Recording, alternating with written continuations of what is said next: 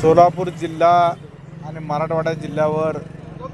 पूरग्रस्त परिस्थितीमुळे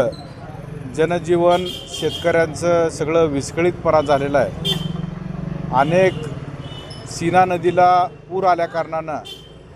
सोलापूर जिल्ह्यातील माढा मतदारसंघ असेल, करमाळा मतदारसंघ असेल, मोहोळ मतदारसंघ असेल, उत्तर तालुका असेल, सोलापूर उत्तर तालुका, सोलापूर दक्षिण तालुका या सगळ्या भागामध्ये अनेक शेतकऱ्यांना पुराचा सामना करावा लागलेला आहे। त्याच्यामुळं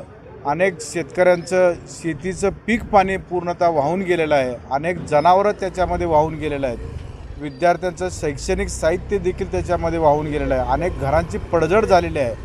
ही पूर परिस्थिती आल्या कारणानं राष्ट्रीय अध्यक्ष आदरणीय अजितदादा पवार साहेब, राज्याचे उपमुख्यमंत्री त्यांच्या सूचनेनुसार आणि कर्तव्यदक्ष महाराष्ट्राचे कॅबिनेट मंत्री, सोलापूर जिल्ह्याचे माजी पालकमंत्री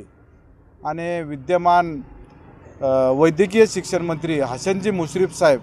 यांच्या माध्यमातून आणि राष्ट्रवादीचे प्रांताध्यक्ष खासदार सुनीलजी तटकरे साहेब यांच्या सूचनेनुसार आज सोलापूर शहर जिल्ह्यामध्ये ज्या ज्या भागामध्ये पूर परिस्थिती आलेली आहे त्या नागरिकांना, त्या शेतकऱ्यांना मदत व्हावं हा उदात्त हेतू मनामध्ये ठेवून हसनजी मुश्रीफ साहेब यांच्या मार्गदर्शनाखाली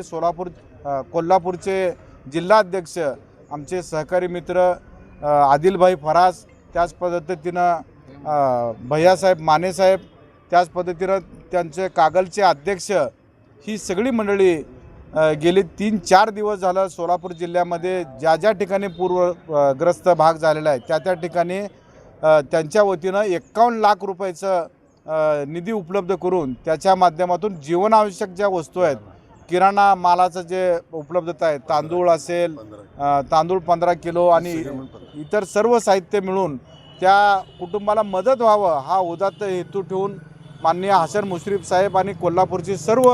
राष्ट्रवादी पक्षाची मंडळी त्यांच्या माध्यमातून आज हा उपक्रम या ठिकाणी राबवला जात आहे। आत्ताच या ठिकाणी 3 गाड्यांचं पूजन या ठिकाणी करण्यात आलेलं आहे आणि सोलापूर आणि मराठवाड्यासाठी एकूण 22 गाड्यांचं नियोजन, या मालाचं नियोजन हसन मुश्रीफ साहेबांच्या माध्यमातून आणि अजितदादा पवार साहेबांच्या माध्यमातून आणि राष्ट्रवादी पक्षाच्या माध्यमातून केलं गेलेलं आहे। प्रत्यक्ष रूपात आज उत्तर तालुका आणि दक्षिण तालुका या 2 तालुक्यामध्ये हे नियोजन आज आम्ही प्रत्यक्ष त्या शेतीच्या बांधावर जाऊन त्या ठिकाणी हे किट आम्ही वाटण्याचा प्रयत्न करणार आहोत आणि त्यांना, त्या शेतकऱ्यांना काहीतरी हातभार लागावं, त्यांचं कुटुंबाचं नियोजन काहीतरी व्हावं। महायुती सरकारच्या माध्यमातून आदरणीय मुख्यमंत्री असतील, आदरणीय दोन्ही